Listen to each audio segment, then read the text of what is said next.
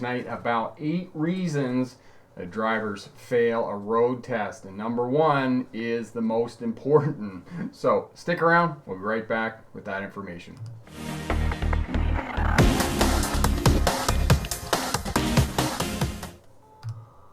Hi there, Smart Drivers. Rick with Smart Drive Test talking to you today about 8 reasons that drivers fail a road test. And we'll talk to you about that. We have a presentation lined up for you. It's about a 15-minute presentation helping you be successful on a road test. Here at Smart Drive Test, we help new drivers get a license, veteran drivers to remain crash-free, and CDL drivers to start a career as a truck or bus driver. So if you're new here, consider subscribing as well. Hit that thumbs up button and leave us a comment. All of that helps us out. And tonight I switched the time of the live stream to 7 o'clock in hopes that maybe we could help out a few more people and a few more people might show up for the live stream. The other time I just felt wasn't working out so well, so I changed the time. Leave me a comment down in the comment section for those of you watching on the replay, whether you prefer this time or whether you prefer a different time and those types of things. Sign Cutter's here, Katie's here, Bricks for Wheels. Corey is tuning in from Winnipeg. Corey is the moderator. Michael's here, Lisa's here, served by Jacob. Good evening and hi there, Rick, everyone.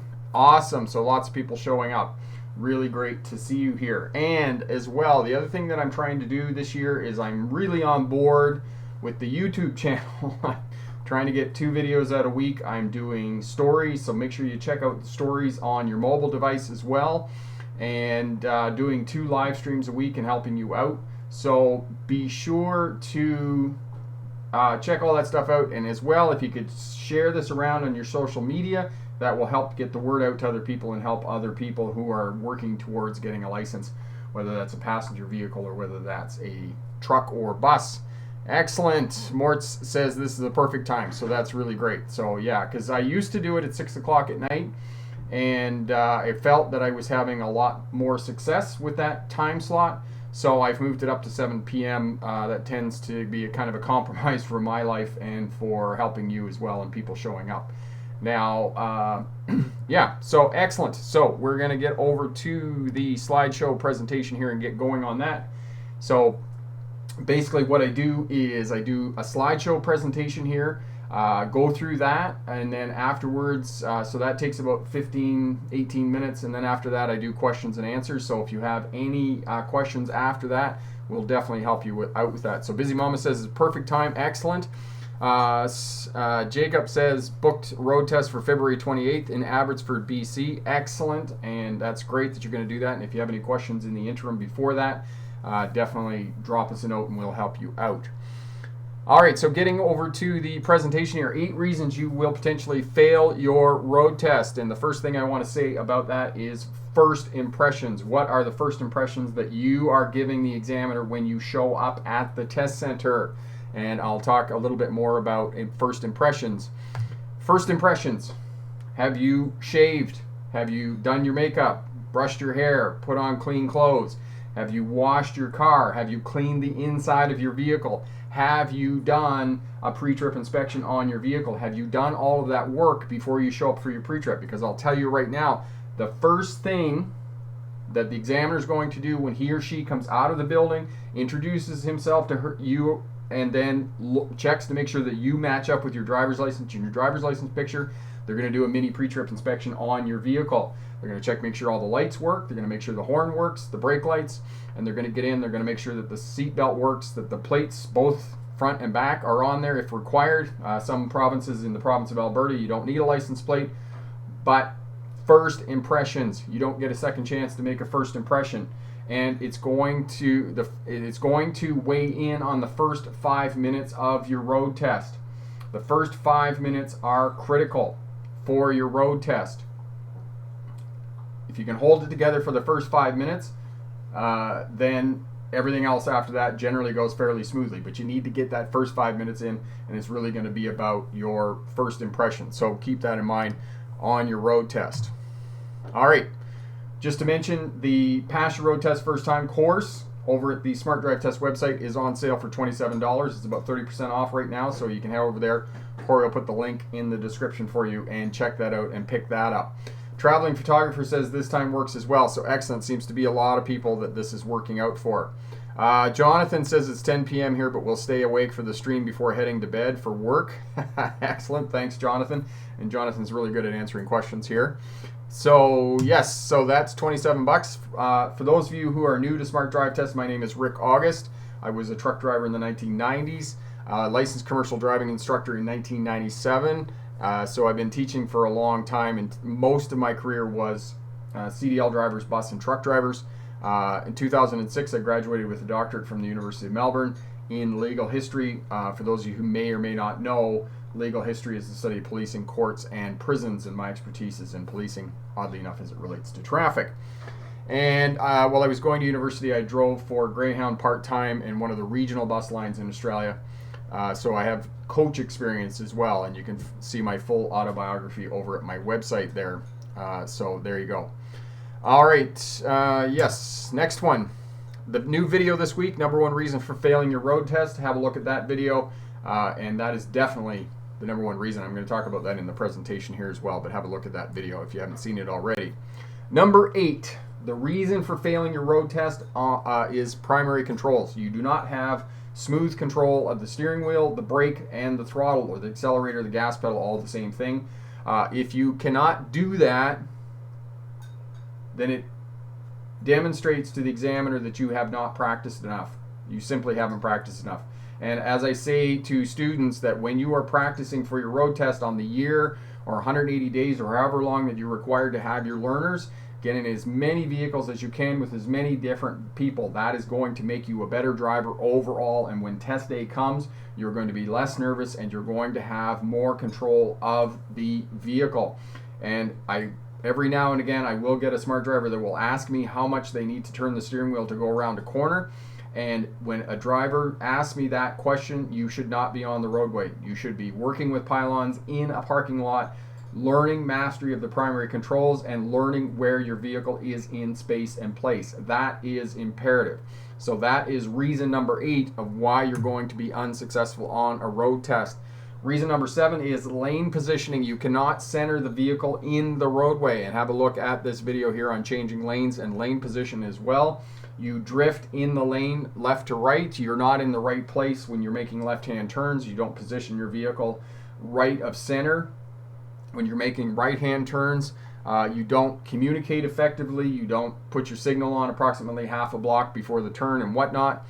And all of these reasons are going to cause you to be unsuccessful on a road test, because there's 2 ways that you can be unsuccessful on a road test. Sorry there, my apologies. There's 2 ways that you can be unsuccessful on a road test. One is that you commit a dangerous action and you fail automatically. The other way that you can fail a road test is you demerit out. Every time you make a mistake, the examiner assigns demerits, and those demerits are usually in groups of 5. So, for example, if you make an incorrect left-hand turn, you're going to be assigned 5 demerit points for stopping at the incorrect position.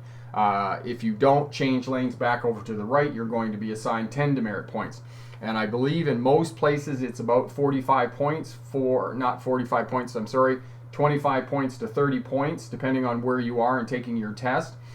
And once you demerit out, you are no longer successful on your road test. So that's the way that it works. All right. The next way that you're going to be, number 6, the way that you're going to be unsuccessful on a road test, and again, this ties into number 8, that you don't have good control of the vehicle, is that you're simply too cautious. You go too slow. You don't go when gaps present themselves on turns, and you simply are not smooth. You're not taking it. You're not being predictable on the roadway, is what I'm trying to say. You're not driving at the speed limit. You're not making the turns and those types of things. So know that you can be too cautious. You can be too slow on a road test. And if you do that, you're going to be unsuccessful. And I get a lot of drivers, not a lot of drivers, but every now and again I will get a smart driver who said I didn't pass my road test because I was going too slow, or I was 5 kilometers an hour under the speed limit, or 3 or 4 miles an hour under the speed limit. Yes, if you were driving under the speed limit for the duration of your road test, you will not be successful. Number 5, observation. First and foremost, you don't observe correctly. You don't do shoulder checks. And one of the most prominent ways that catches students out is they don't make shoulder checks on left-hand turns. You have to shoulder check on left-hand turns. And do not lose this technique after you get your license. Don't say, oh, I don't have to shoulder check on left-hand turns, because you do. People will cut in on the inside of you when you're making left-hand turns. Motorcycles will lane split. People on scooters will cut in there. So you need to shoulder check left, okay? Continue to keep that skill for both safe driving and passing a road test. Looking far down the road, monitoring the gauges, and looking out the rear window when reversing. And again, students will ask me how much they can go over or under the speed limit when they're on a road test. You have to adjust your speed every 5 to 15 seconds in keeping with your scanning pattern, because your forward scanning pattern is going to repeat itself every 5 to 15 seconds. And in that scanning pattern, you're going to check your instrument panel, and you're going to notice that you're going over the speed limit or under the speed limit, and you're going to adjust your speed accordingly in keeping with your scanning pattern. If you're going over the speed limit for a long period of time, for a minute or two, that simply tells the examiner that you're not scanning properly and you're not checking your instrument panel and adjusting your speed accordingly for the road test. So that's number 5, is observation. Number 4, contrary to a road sign. If you make a left-hand turn and it says no left-hand turns at a particular time, some intersections in urban areas will say no left turn between 6 and 9 a.m. And if you're there at 8:45 in the morning and you make a left-hand turn, that's contrary to sign, and you will be failed automatically on a road test. So know that. Lane end signs, you're not being proactive, looking down the roadway. School zone signs, you didn't do the work to figure out where the schools were in and around the test center, and you didn't know where they were, and you didn't adjust your speed accordingly. And I have had students in the past who forgot where the school zone signs were and sped through the school zone sign, and that's an automatic fail on a road test. So know that. You only have to obey school zones when school is in session. So on summer holidays, weekends, and those types of things, you don't have to obey school signs. You simply do 50 kilometers an hour or 30 miles an hour, depending on which country you're in. All right? Road markings, railway crossings, and those types of things. And this week I'm going to put up a sign on road markings that you need to pay attention for both safe driving and passing a road test. Number 3, you strike a fixed object. Striking a fixed object on a road test is an automatic fail. And the first and foremost is parallel parking. If you hit the curb and you knock the examiner out of his or her seat, that is an automatic fail on a road test. And in the parallel park video, I did say you could adjust. That's if you bump the curb, not if you hit the curb. If you push the back tire up over the curb, or you knock the examiner out of his or her seat, that's an automatic fail on a road test. So if you bump the curb and you adjust, that's okay. But if you hit it, that's an automatic fail. You strike a post, you strike another vehicle, you strike a road user, you hit the concrete barrier at the test center, all of that is going to cause you to be unsuccessful on a road test, and it's an automatic fail. That's really tough. Okay?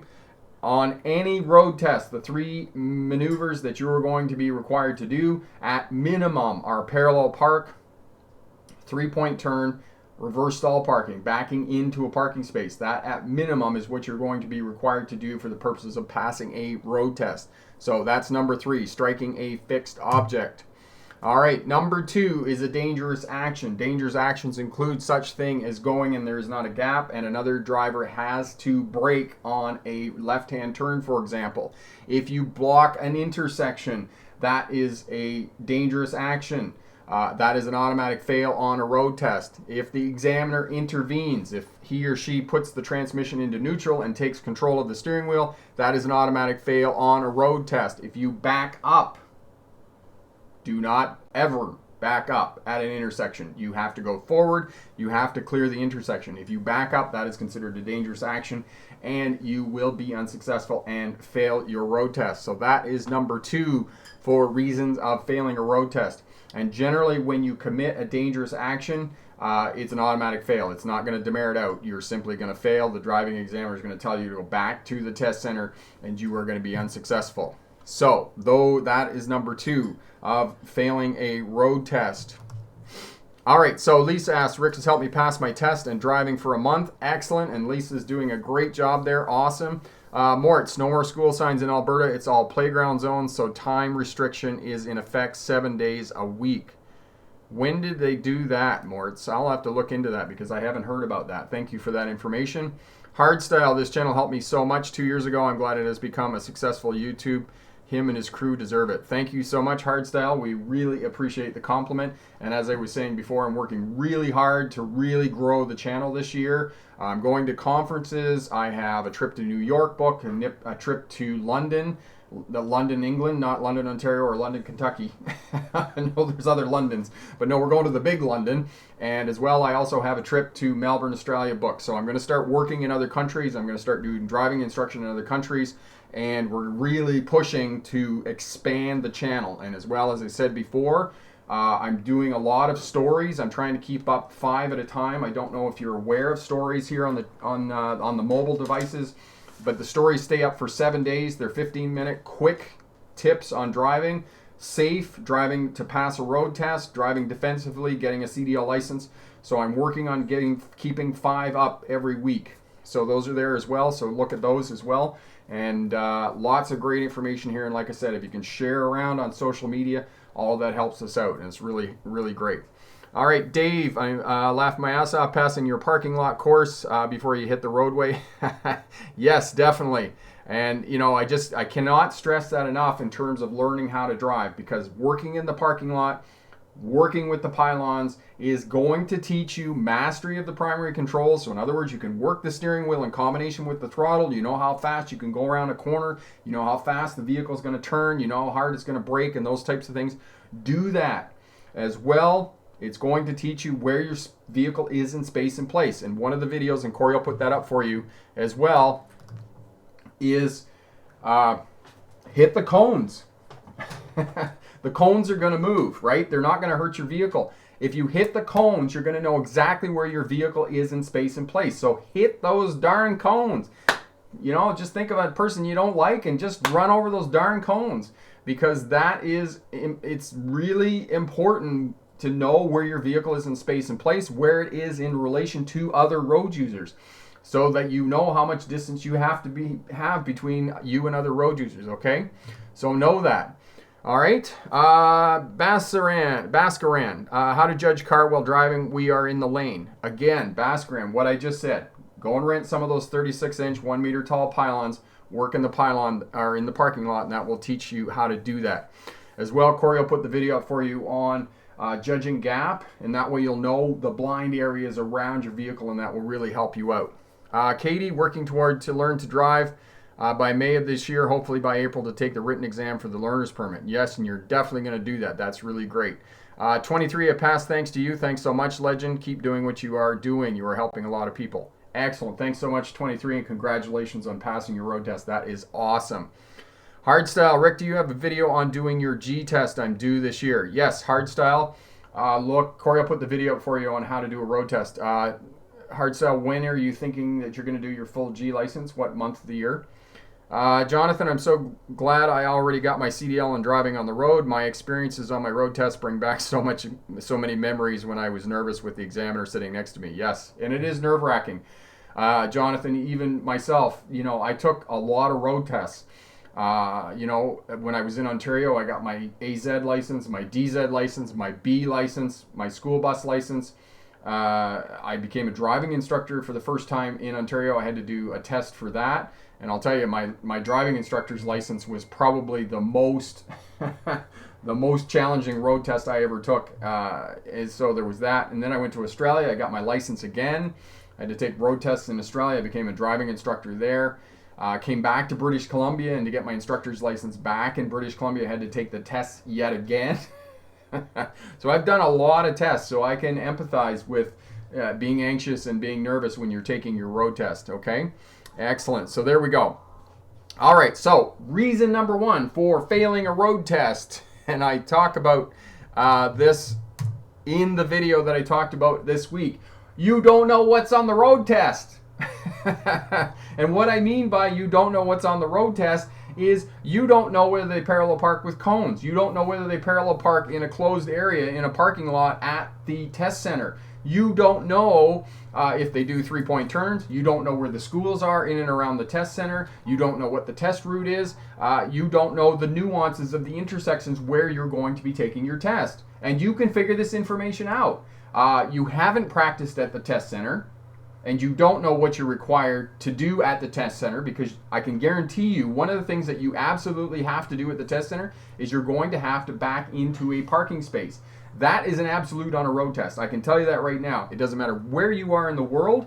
It doesn't matter what vehicle you are driving. You are going to have to back into a parking space as a requirement of your test center. And I tell students this: when you go to the test center, unless there are signs saying otherwise, back into the parking space, because it's going to give you practice doing that and kind of get you calmed down a little bit. And as well, when you start your road test, you're just going to have to drive out, and it's going to be a lot easier.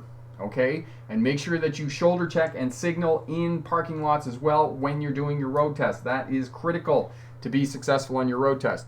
Okay? So you need to know exactly what's on your road test to be successful on your road test, and where do you figure out that information. If you are not taking driving lessons with a driving school, take a practice driving test. Book it 3 or 4 weeks in advance of when you're actually going to be taking your road test, and it's about 90 minutes. It'll cost you maybe 70, 80 bucks.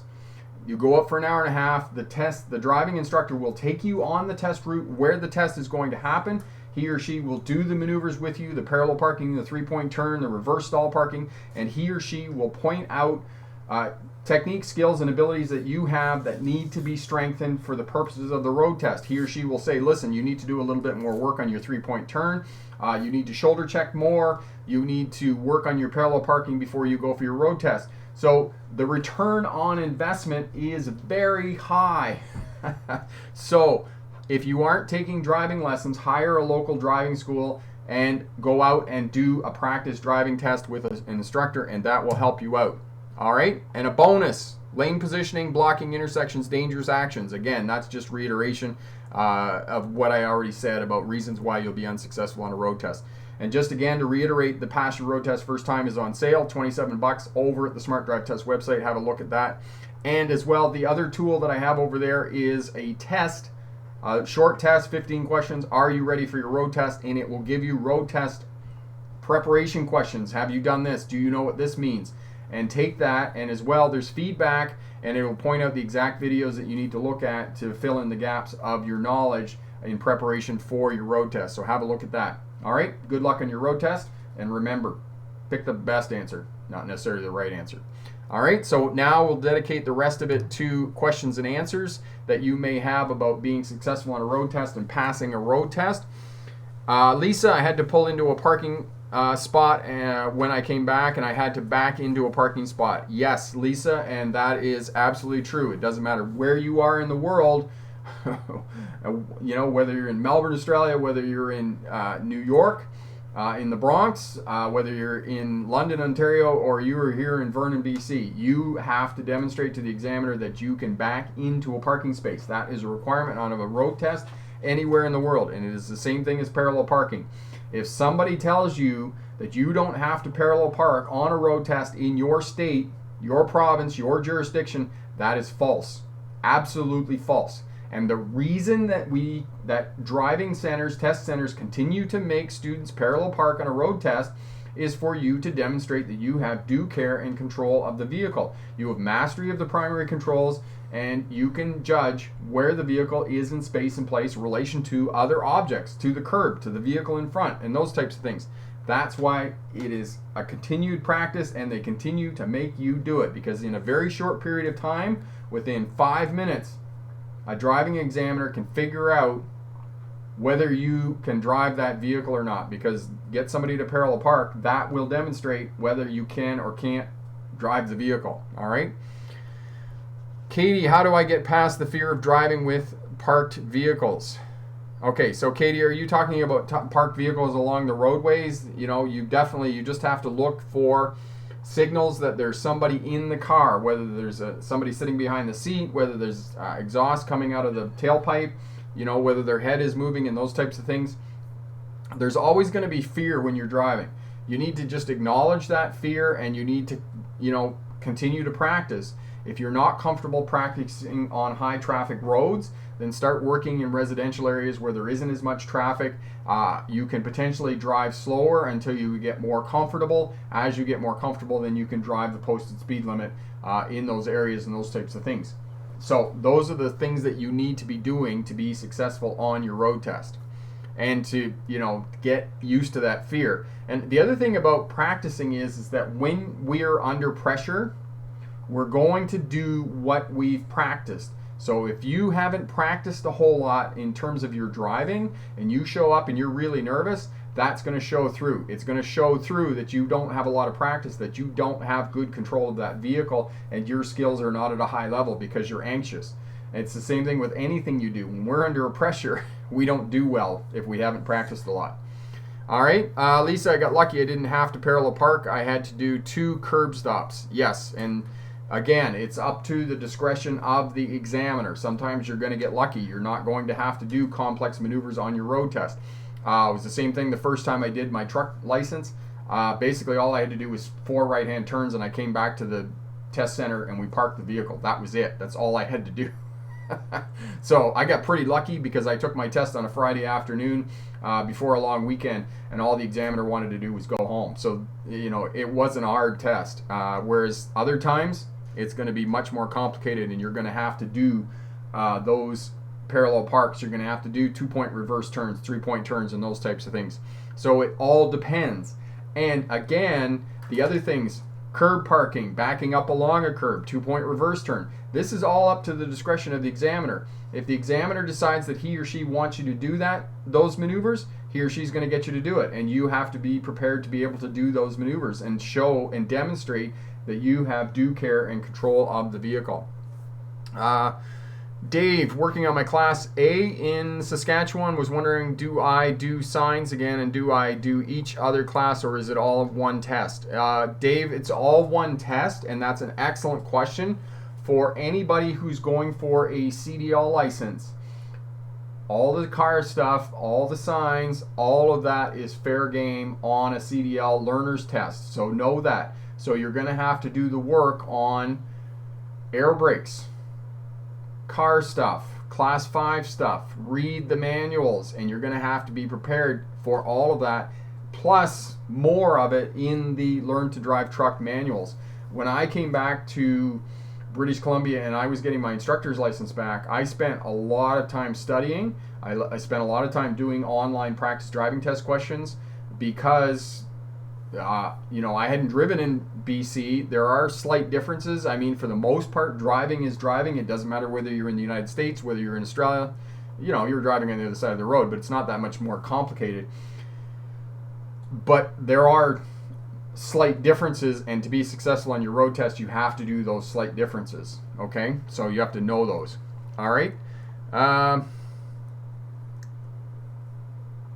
Okay, so parked vehicles on a roadway and parking vehicle in a parking lot. So parking a vehicle in a parking lot. The other thing that I would suggest, Katie, is work in a parking lot and work at the back of the parking lot where there aren't too many other vehicles. And maybe what you can do, instead of trying to park beside another car, go and get some of those 36-inch, 1 meter tall pylons, rent some of those and put those up, next to you, and then use those to park and practice your parking in the parking lot. And the other reason that I suggest those 36-inch those tall pylons is because you can see them when you're sitting in the car. If you've got those short witch's hat, you can't see them when you're sitting in the car. And as well, you want to know when you hit them because they're going to move if you hit them. And hit them. I come back to that again. Hit the pylon, because that's what's going to teach you where your vehicle is in space and place. Hit the pylon. Okay, I want you to do that. All right, so if you're new to Smart Drive Test, Smart Drive Test helps new drivers get a license, veteran drivers to remain crash-free, and CDL drivers to start a career as a truck or bus driver. So if you're new here, consider subscribing as well. Hit that thumbs up button, leave us a comment, ask us a question. We'll be more than happy to help you out with that. As I said, I'm doing a lot of work on the channel. I'm really trying to grow the channel this year, so if you could share it around on social media, that would really help us out.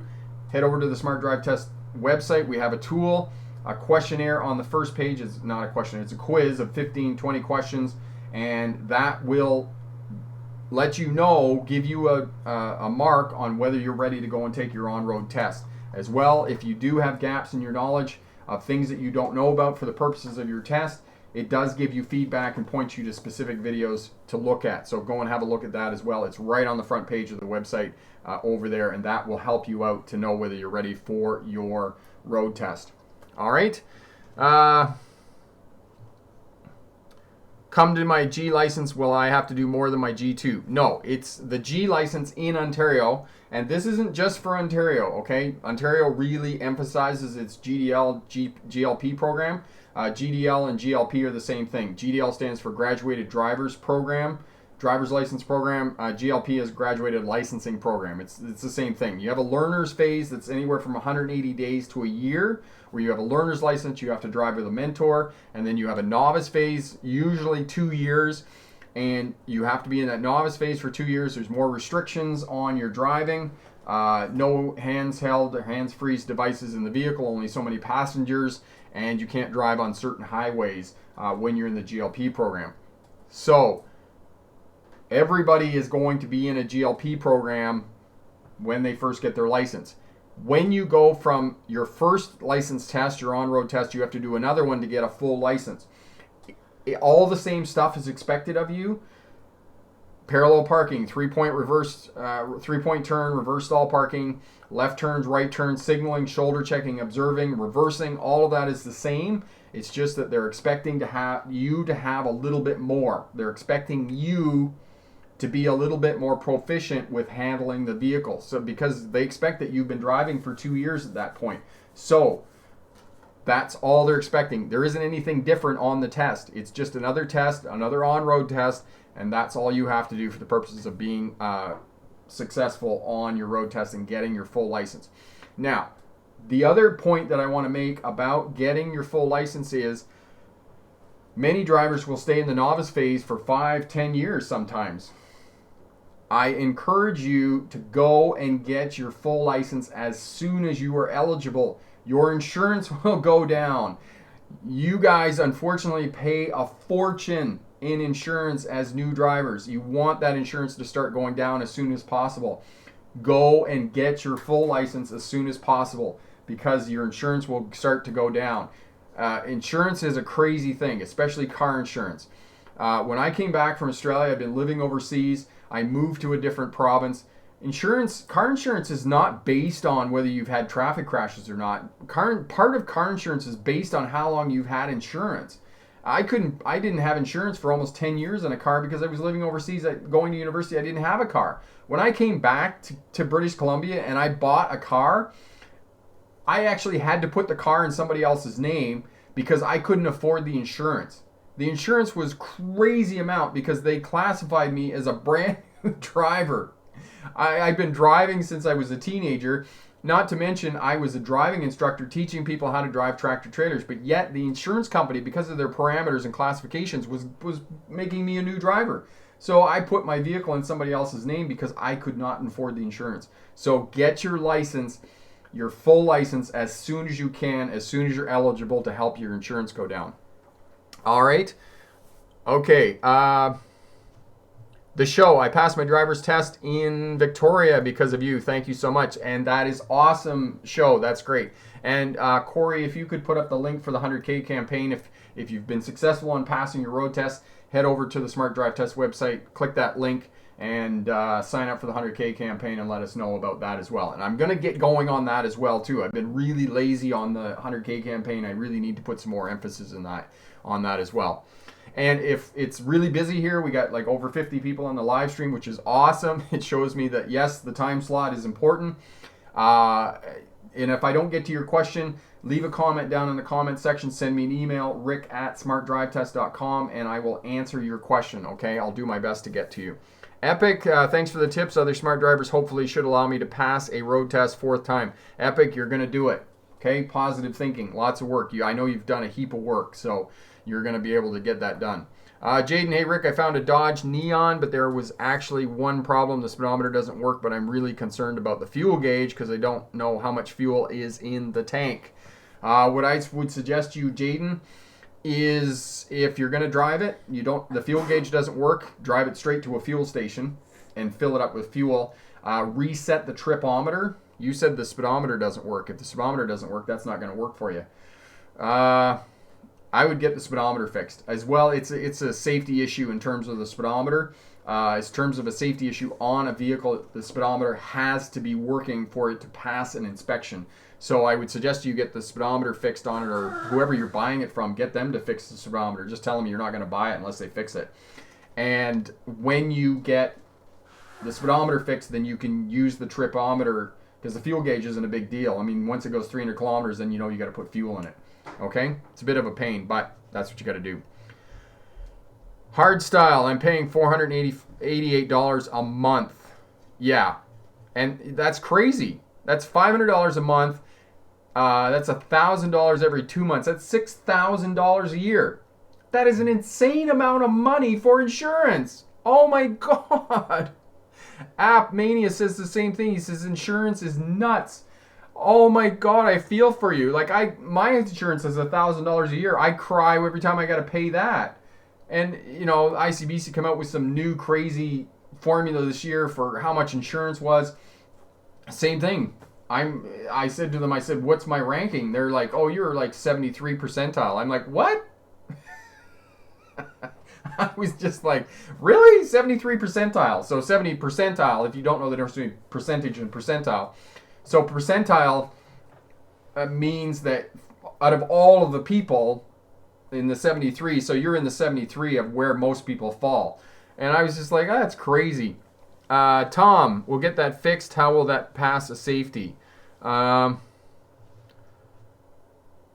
Okay, so we love you here in Orlando, Florida. Big Hawk, excellent. We love you too. Thank you so much for tuning in from Orlando. That's awesome. I know it's later in Orlando. I know it's like 10 o'clock. I did kind of think about that when I set the new time slot, that on the East Coast there, you guys, it's 10 o'clock, so it's pretty late for you guys. So I really appreciate you tuning in later at night. That's really great.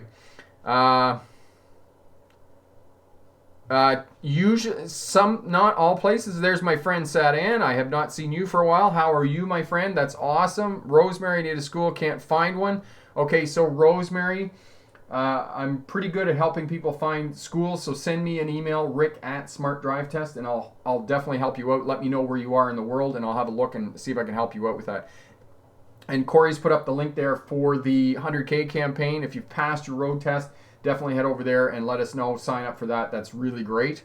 Okay, Rosemary, I'm going to try to get my CDL. Excellent. And what is your goal, Rosemary, in terms of, are you going to drive a truck or are you going to drive a bus? Awesome. That's really great. And Jonathan there is asking the same question. You want to be a truck driver? Awesome. Tom, get a cheap car and do liability only. Yes, and that's an excellent point that Tom just made about insurance. So let's talk about classifications of car insurance. There's PL and PD, so public liability, property damage. So public liability is if you get in a crash and somebody sues you, that's what public liability covers, okay? So you injure somebody, somebody sues you. Generally what they recommend for public liability is somewhere between $2 and $3 million. Property damage is for fixing their car. If you drive into somebody's house, that's what property insurance is going to do. Okay, those are the fundamentals that you need for insurance, and it's exactly what Tom said. Just get a cheaper vehicle, property damage, public liability, because that's all I got on the buggy. Okay, I mean, it's a 20-year-old car. Why would I have theft? Why would I have fire? And why would I have collision? And the other thing I'm going to tell you about a collision, as soon as you put collision on your car, your insurance doubles. So if I was to put collision on my buggy, it goes from $1,000 to $2,000 a year. Because what collision is, collision fixes your car if you get in a crash or you hit something. So that's what collision is. So fire and theft is fairly self-explanatory. If your car catches on fire, they're going to fix your car. If somebody steals your car, they're going to pay to replace it. And as well, collision, like I said, your insurance is going to double as soon as you put collision on it. However, if you buy a new car and you have payments, they are going to make you have collision. You have to have collision. It's kind of like having house insurance. When you have a mortgage on a house, you have to have house insurance. It's the same thing if you buy a new car. So it's exactly what Tom said. One of the ways that you can reduce your car insurance is buy an older vehicle and just have public liability, public damage on it. That's all I've got on the buggy, and it cost me $1,000 a year. So this is one of the ways that you can reduce the cost of your insurance, because as some people are saying here, oh my God, the amount of money that they're paying for insurance is crazy, crazy expensive. All right. Hexta, on the acceleration lane into a highway, say there is a vehicle in the lane you're trying to change into and it's safe to switch over. Can you make the early switch before the acceleration lanes ends? Yes, yes, yes, yes, you can.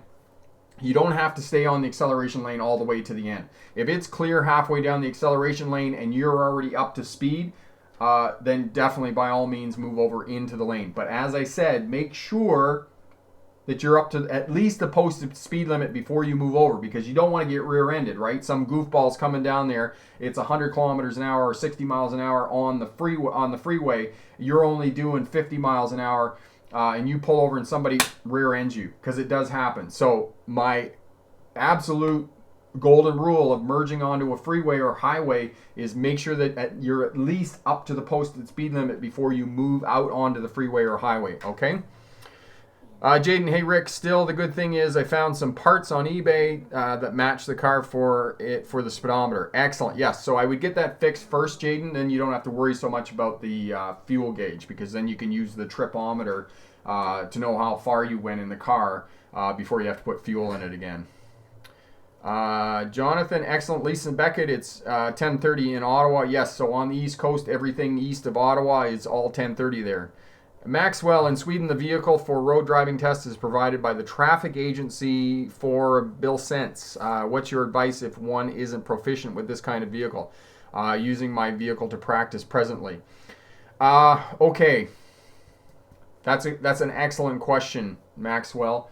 One of the things that I would suggest is that you try to get in as many different vehicles as you can to be able to drive. If most important is what you want a vehicle of comparable size. So for example, if it's a mid-size, you want to be practicing in a mid-size. Most of the vehicles that are provided by test centers and authorities and whatnot are all going to be sort of mid-size vehicles.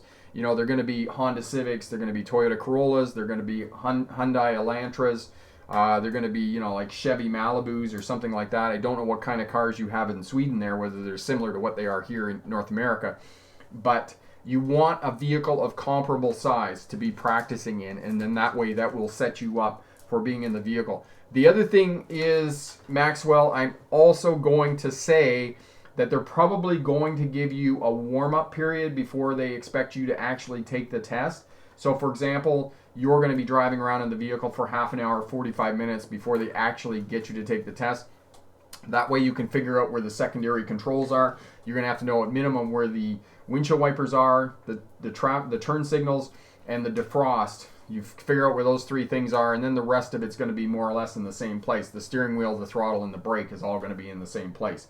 So that's my suggestion in terms of practicing in preparation for your road test. All right, here we go. Lisa, yes, my 2013 F-150 has to be insured with everything. I pay $280, and that's with being added. Okay, so Lisa, is the F-150 that you're driving, do you have truck payments with that? Because if you have truck payments, that's the reason why it has to have a collision on it.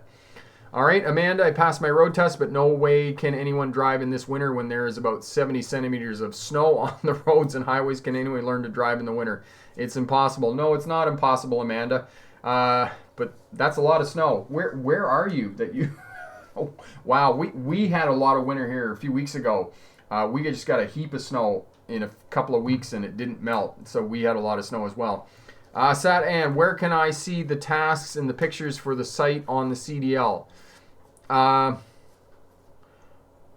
What is it you're looking for, my friend? I don't quite understand what you're looking for. Just let me know. Just maybe try and reword that a little bit, and I'll see if I can figure out what you're looking for. Sharma, on the acceleration lane into a highway, say there is no vehicle. Yeah, we answered that question. Lisa, okay, excellent. Presto, my friend. Phew, I've been busy over the last couple of months, but I'm back. Been trying to practice as much as I can. I'll take my test in April. That's awesome. Good luck on that. You're going to do great. BD Place. Yo, Rick, what's up, everyone? Excellent. Welcome to the live stream. Glad you could make it. Welcome, welcome. Random guy, why is it so expensive for young people to drive for insurance and why more for men? Yeah, random guy, I feel for you. Trust me, I do.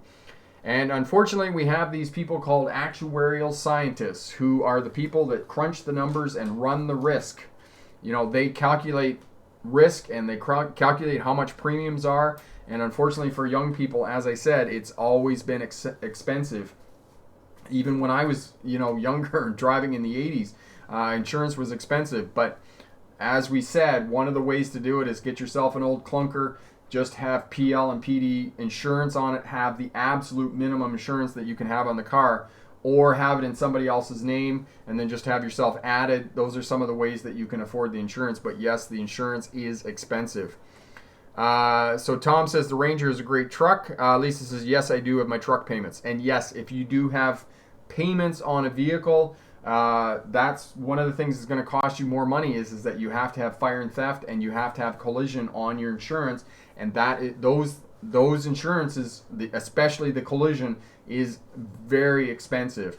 So this is another reason, and maybe this is another reason I need to reshoot why to buy a secondhand vehicle, is because you don't need collision on it. You don't need fire and theft, and your insurance is going to be cheaper. So this is yet another reason for buying a secondhand vehicle. But I know that, some people just don't have that option. You have to buy a vehicle, you have to have payments and those types of things. So it's not an option for everybody, but it is an option for some people. Okay, Dave, we have winter half the year. Yes, in Saskatchewan, you definitely do have it half the year. What do you think about dash cams? Are they good investments? BD Place.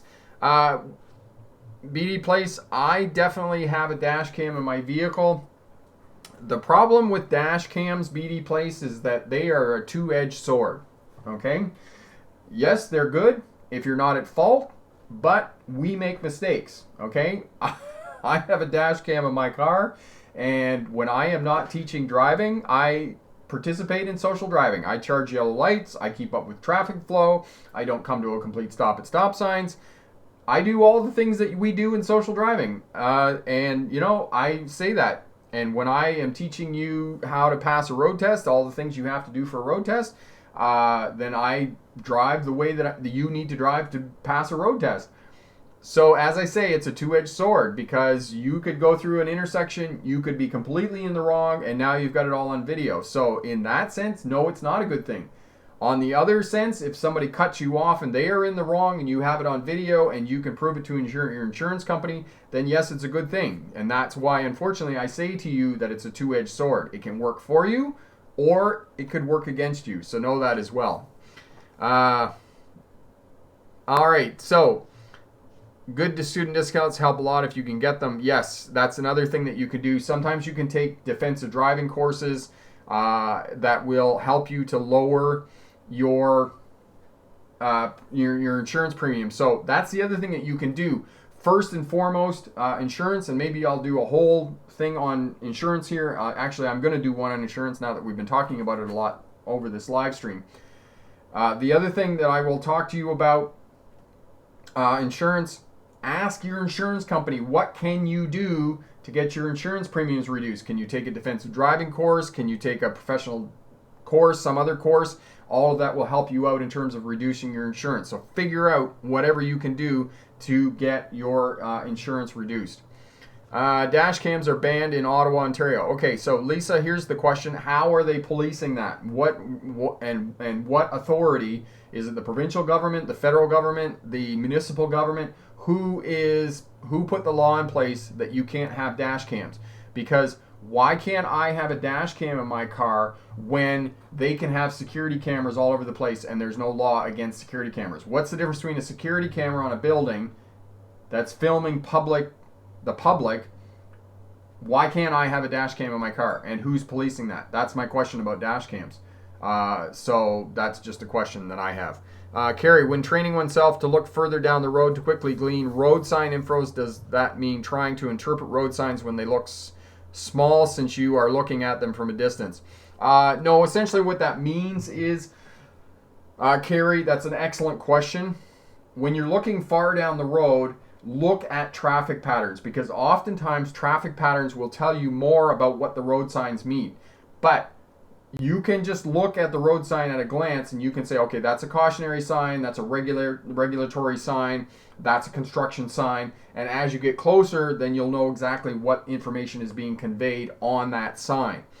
So from a distance, you kind of just want to get a sense of what the signs are. But oftentimes the signs will also, what the traffic is doing and what the traffic patterns are happening will also, work in concert with the signs. So you want to train yourself so at a glance you can kind of pick up that information and put it in your head and go, okay, I can see 3 blocks down the road that the traffic is moving over into one lane. So obviously there's a lane end there, and then you get a little closer, you get about a block away and you say, okay, there is a lane ends sign there. So that's what you're trying to do in terms of being proactive and being predictable in your driving when you're driving up and down the roadway. Hardstyle, really, wow, I'm from Toronto, was thinking of buying one. Yeah, I didn't know that. I hadn't known that there are places that are banning dash cams, and I don't know how they're doing that either. Okay, there you go. Excellent. Sadian, thanks for rewording that. I was wondering what exercises are done in the yard on CDL exams. So the things that you're going to be doing in the yard are going to be pre-trip inspection and coupling the trailer. Those are the 2 things you're going to be doing. The other thing you're going to be doing as well is backing up. All right. Lisa, city police, they don't like it because it could distract you. I'm not even sure how that happens, Lisa, because the dash cam runs automatically. My dash cam in my car runs automatically, and it blacks out after 20 seconds. And as well, the other thing about the dash cam is mine has a lane deviation warning, it has a rear collision warning, and it also has a red light detector, a red light camera detector. That's what I was trying to say in my dash cam. So I'm not sure under what, I'd be interested to know under what legislation that they're talking about.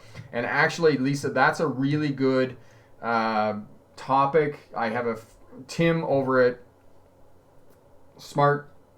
Drive Smart BC.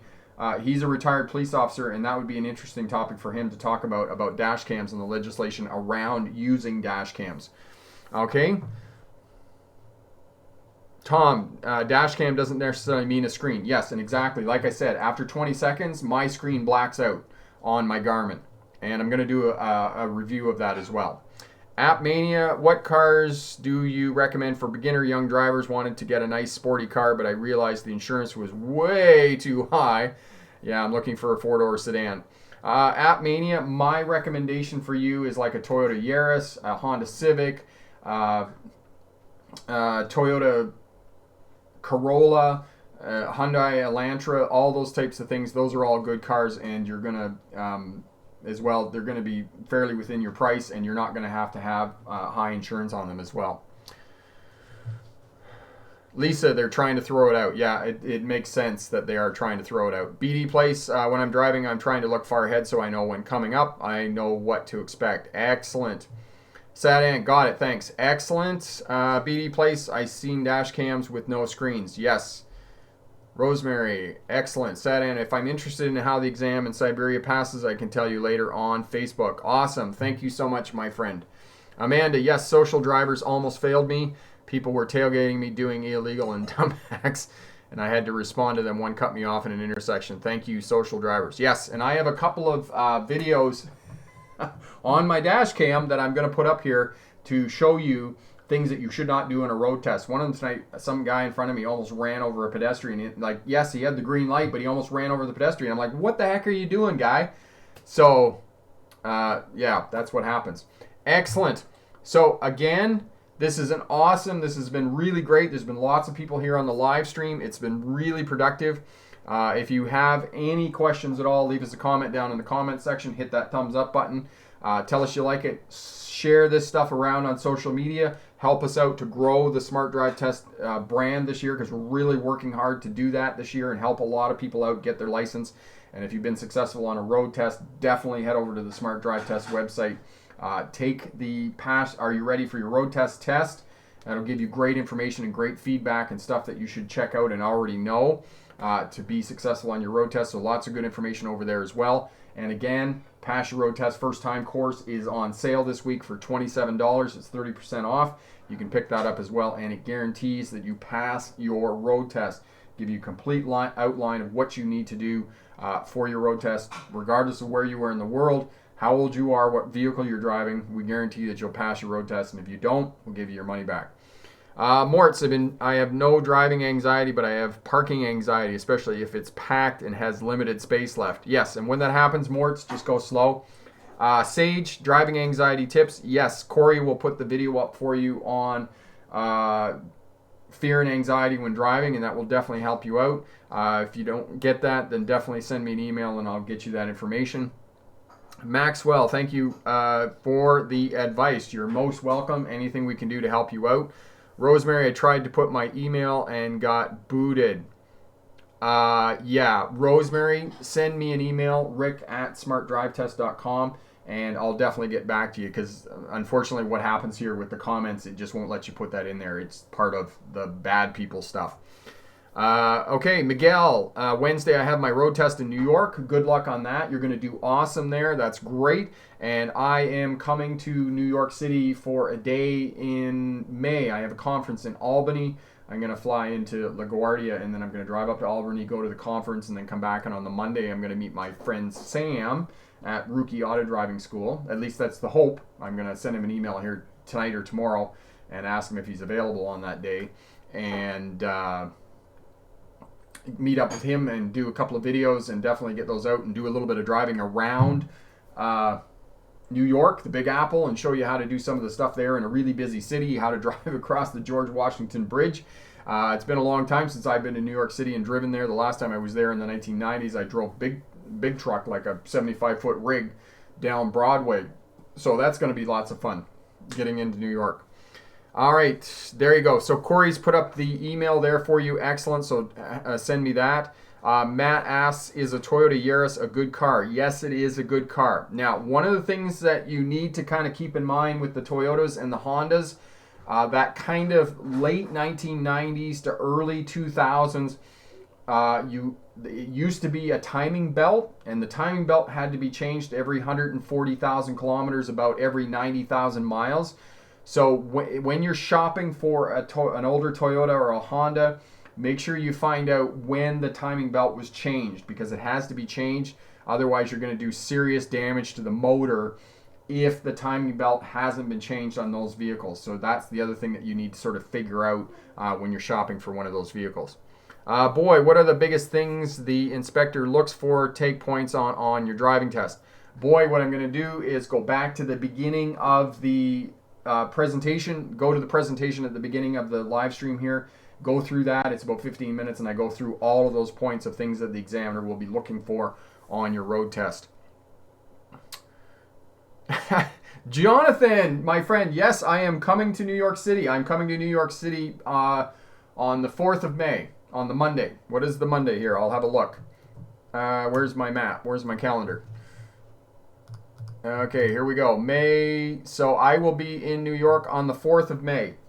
I'm going to be there, and I'm lining up stuff to get with people. So, Jonathan, if you are going to be around on the 4th of May, if we could hook up and do an interview, that would be awesome if you were up for that. That would be really great.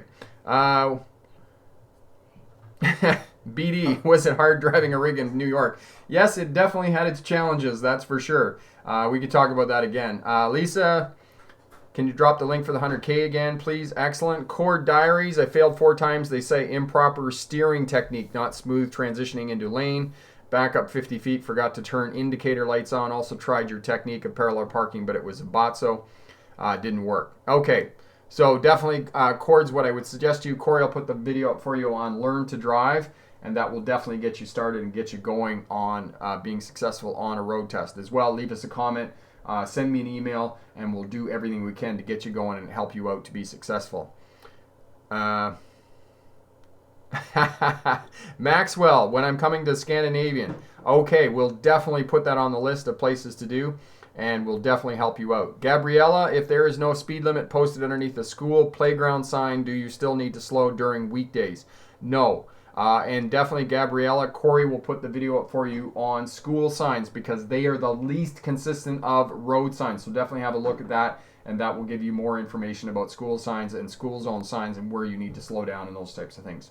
All right, so thank you everyone for a most excellent live stream. I think this time slot is going to work much better than the previous one that I had, and I think we're going to stick with this. So everybody give it a thumbs up. If you're watching on the replay, give it a thumbs up. Leave us a comment. We'll do everything we can to help you be successful on passing a road test. So all the best. All the best for congratulations to everybody who's passed a road test in the last couple of weeks. Good luck to everybody who has a road test coming up this week. Check out Stories on Mobile. And remember, pick the best answer, not necessarily the right answer. Have a great night. Bye now.